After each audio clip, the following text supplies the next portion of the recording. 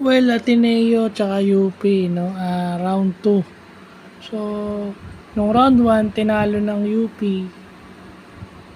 at tinalo ng Ateneo yung UP. But ngayon, nakabawi yung UP sa Ateneo. Well, ah Jerry Abadiano had 22 points. Yun ang tinignan ko rin yung headline ng game bago ko pinanood yung highlights. Well, third quarter kasi nangyari. So, ang nangyari doon dahil sa puntos ni Jerry Abadiano, ano yun nagkaroon ng cushion. Okay? Nagkaroon ng puhunan na kahit kumahabol tong Ateneo, nakapuhunan kaya nahirapan na rin yung Ateneo na bumalik dahil nakapuhunan doon sa 22 points ni Jerry Abadiano tsaka ni Terence Portella, di ba?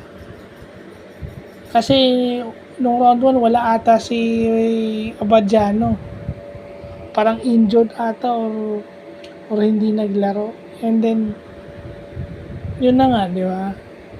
Kasi pag may mainit yung kamay ng isang player o yung isang guardia, ang tendency nabibigyan niya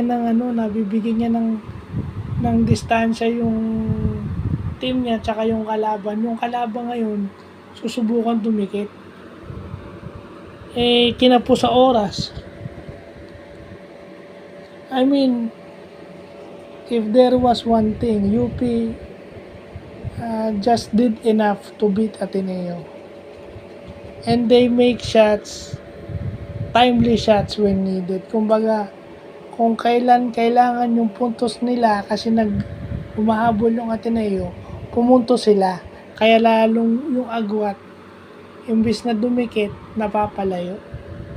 Lalo na sa fourth quarter, no? They make shots. Yun na ngayon, if a basketball team make shots, ganun ang mangyayari.